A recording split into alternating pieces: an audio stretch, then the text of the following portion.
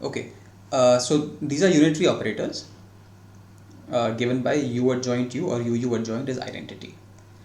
So this of course is in general if u is complex. If u was real,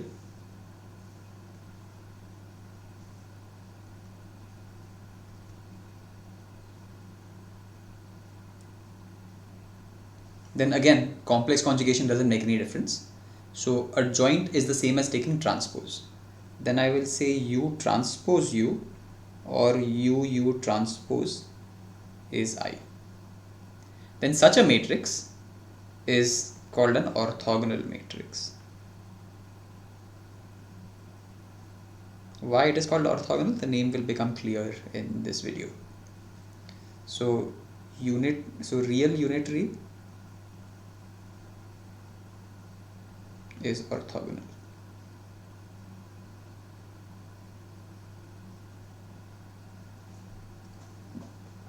Okay, so let's look at a few properties of Hermitian matrices and unitary matrices.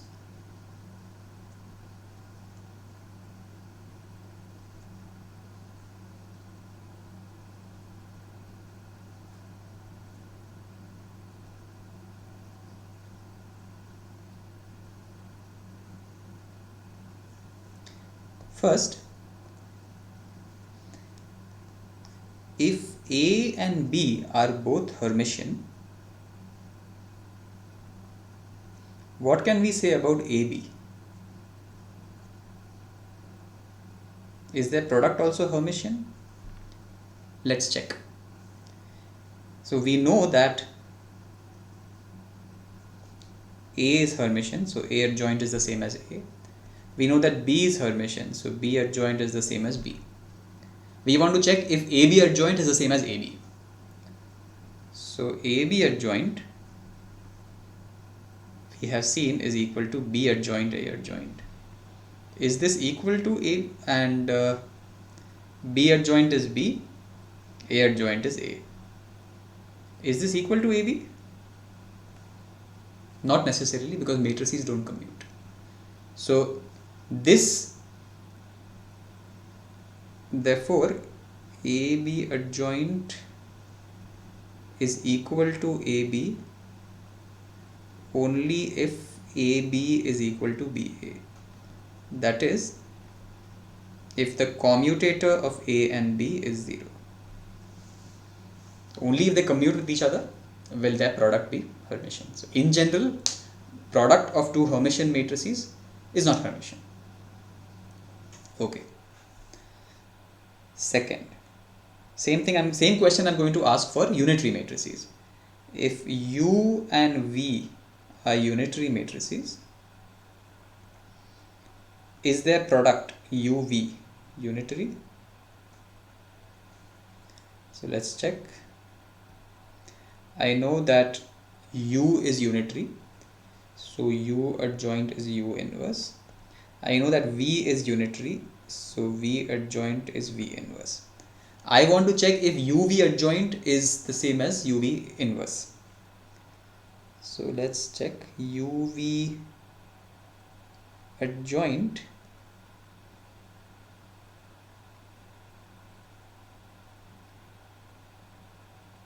times UV. UV adjoint is V adjoint U adjoint, and because U is unitary, this is identity, and because V is adjoint, this is also identity. Therefore UV adjoint times UV is identity. Therefore UV adjoint must be the inverse of UV. Therefore UV is unitary. So if you take two unitary matrices, you multiply them together, their product is going to be unitary. The third very important property is that unitary operations preserve the inner products.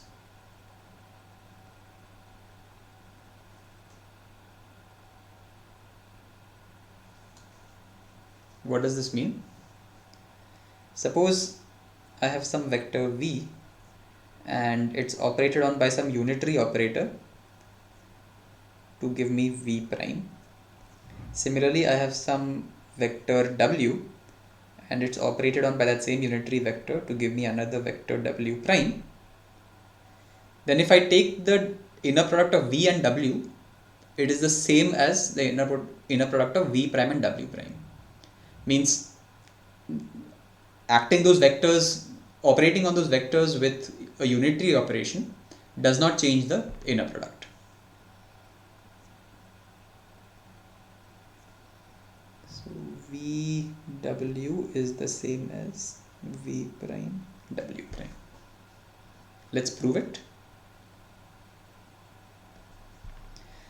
V prime W prime. What is V prime? V prime is just UV and W prime is just UW. Now I will use the definition of adjoint.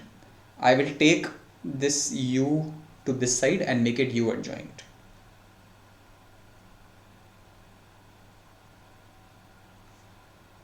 But because U is unitary, U adjoint U is identity.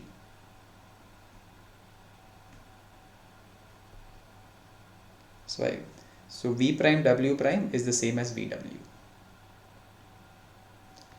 As a corollary to this, therefore, if I take an inner product of a vector with itself, that also remains the same under a unitary transformation. Therefore,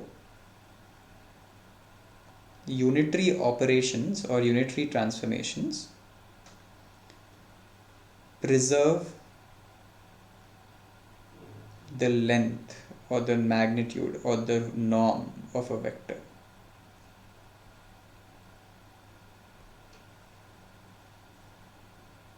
Do you know any operations that keep the length of a vector unchanged?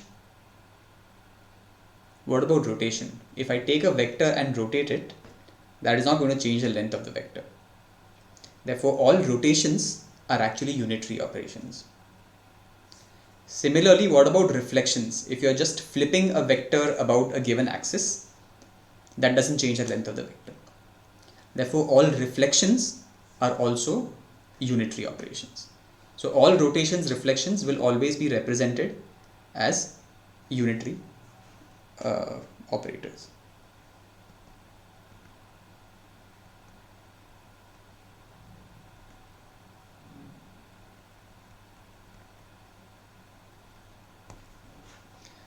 Okay. Finally, let's look at this unitarity condition a little more in detail. So if U is unitary,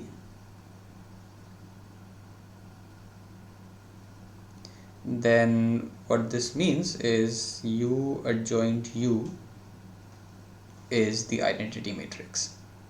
Let's write this down in component form. So if I write down the ijth component of this equation, what I will get is, see, this is a matrix multiplication. So you remember how to write, as we discussed in the last, or was it in this video? No, in this set of, in lecture 3 itself. So identity is just delta ij, and the ijth component, let's do it a little explicitly. So U adjoint U ijth component has to be the ijth component on the right side as well. This is just delta ij. On the left hand side, this is a matrix multiplication. So I can write this as a sum over the column of the second and the row of the first.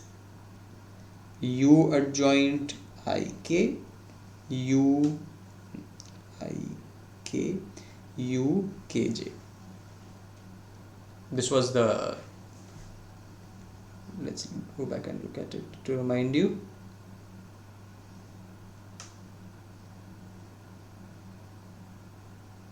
Where is it?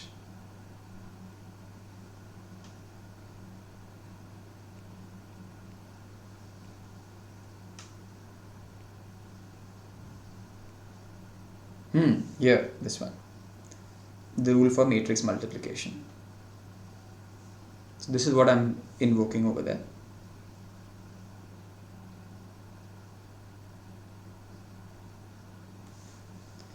So I've written it down in this manner. Now U adjoint is complex conjugate transpose. So transpose means I'll flip the row and column indices. So Ik will become Ki, and I have to also complex conjugate it.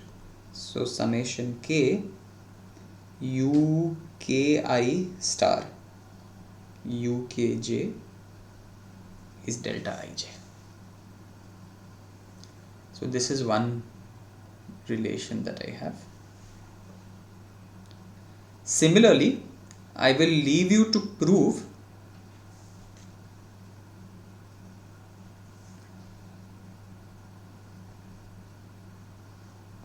if you start with U adjoint is equal to identity. See, both are true. U adjoint U is also identity. U adjoint is also identity. If you start from there, you can show that summation over K UIK star UJK is delta Ij. Basically over here the sum was over the first index of both. Here the sum is over the second index of both. So here the sum was over the rows, and here the sum is over the columns. What do these two equations mean? There's a name for this. This is sometimes called row orthogonality condition.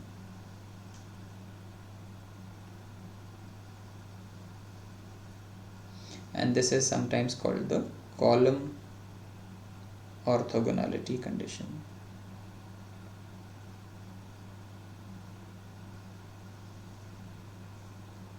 All this means is that if I give you a unitary matrix U, let's take a 3 cross 3 unitary matrix,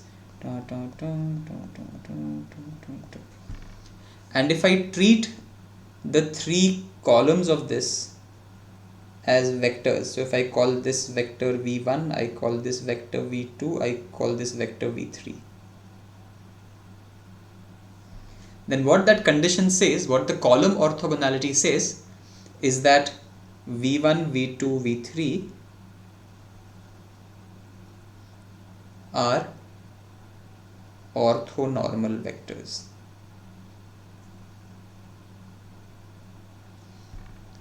So their norm is 1. So v1, v1, v2, v2, v3, v3 is 1. And they're also orthogonal to each other. So if I take v1, v2 or v1, v3 or v2, v3 or the other way around, these are all 0. That is what that column orthogonality condition says. Similarly, the row orthogonality condition says you do the same thing but row wise.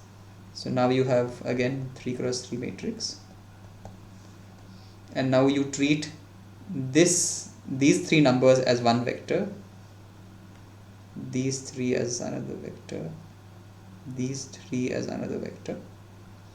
Again same thing will happen. v1, v2, v3 are orthonormal vectors.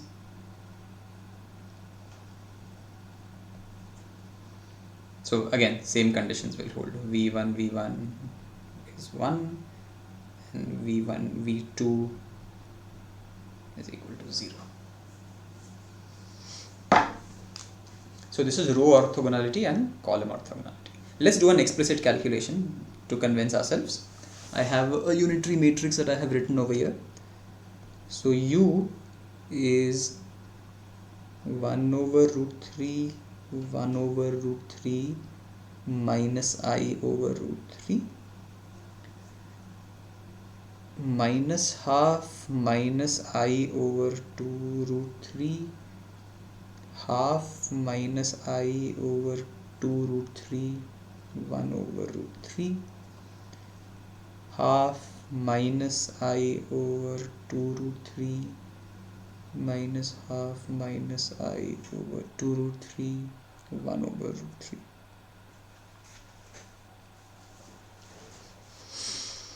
So take these three and call it V1, take these three, call it V2, take these three, call it V3. I'll do one calculation for you. I'm not going to calculate everything. I'll take norm of V1. So if I want to, first I'll put the bra of this. So 1 over root 3 minus half plus I over 2 root 3. I'm taking complex conjugate now.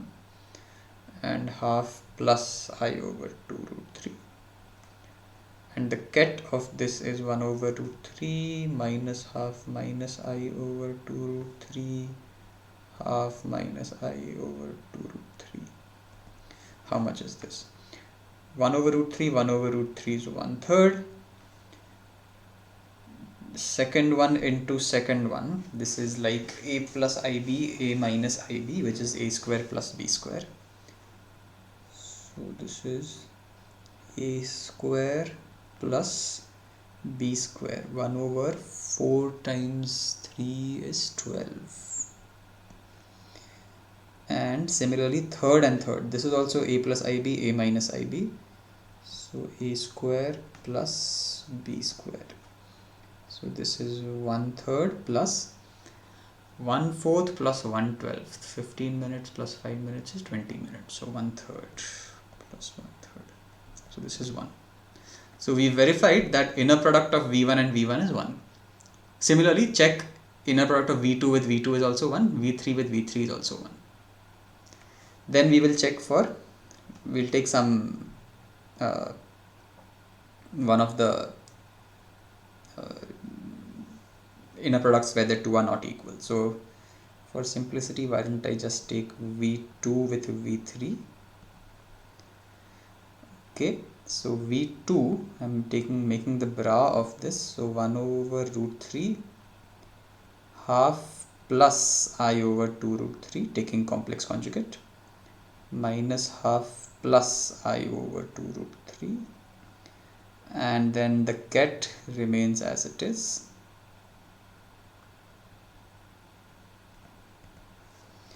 What is this? 1 over root 3 minus I over root 3. So I get minus I by 3.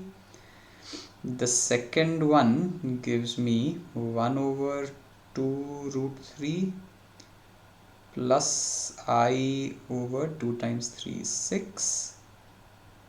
And then third and third gives me minus 1 over 2 root 3 plus I over 6. Okay, does everything cancel? Yeah, 1 over 2 root 3, 1 over 2 root 3 cancels. Minus I by 3 plus I by 6 plus I by 6 is 0. So I get 0. So in general, you should do this also for all the combinations, V1, V3 and V1, V2 also. Verify that it is 0. So this is column orthogonality. Same thing you also have to do for row orthogonality. So define your V1 like this, V2 like this, V3 like this, and repeat the same calculation. Again, you should verify that these orthogonality conditions are satisfied. See, I told you earlier that in a little bit I'll tell you why the name orthogonal comes. It comes from here, that if you take the unitary matrix and if you just pull out its columns or if you pull out its rows, then they behave exactly like orthogonal vectors.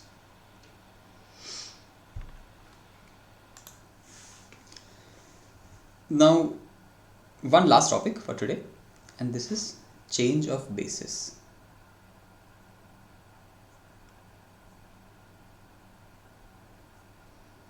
See, sometimes based on our convenience, we might want to work in a different kind of basis than what we started off with.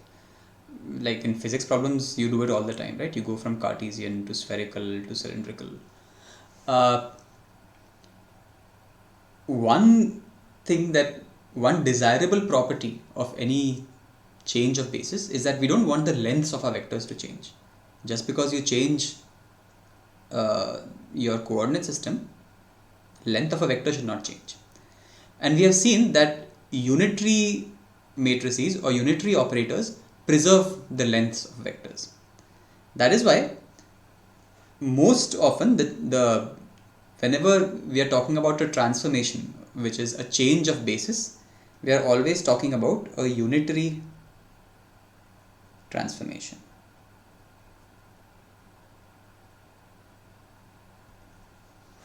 So let's say we started off with some original basis which was given by 1, 2 and so on, so like I, and we want to change the basis, we want to go to a different basis. Let's call it 1 prime, 2 prime and so on, in general I prime. And the transformation between the original basis and the new basis, let's say it's given by a unitary operation. Transformation is unitary. So basically u operating on 1 gives 1 prime and so on. In general, u operating on I gives I prime. This is the new basis that we are working in. And the question I want to ask is, what happens to the elements of a matrix operator?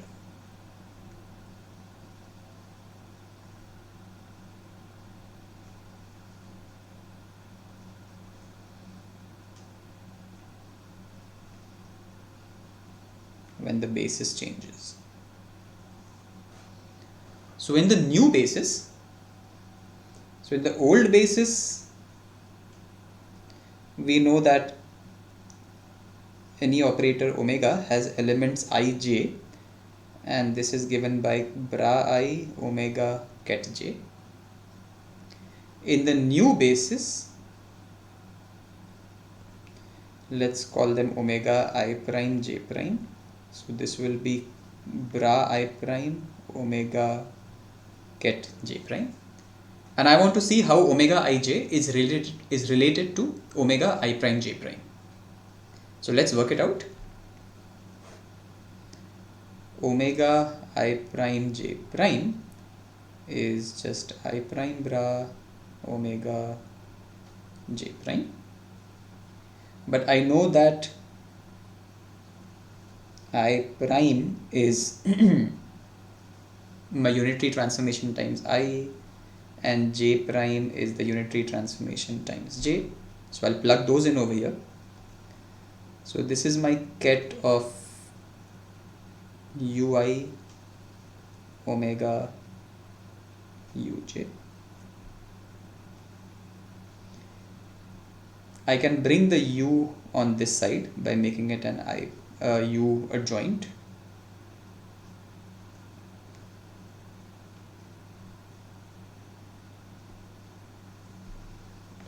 So this is just the ijth component of u adjoint omega u.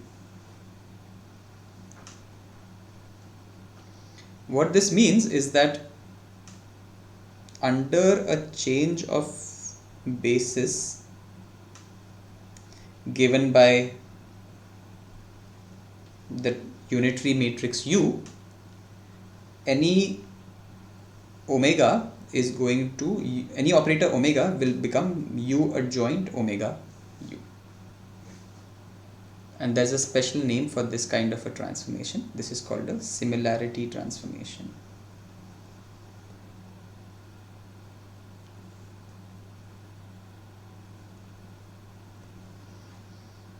It will become very useful in the next lecture when we'll be discussing eigenvalues and eigenvectors.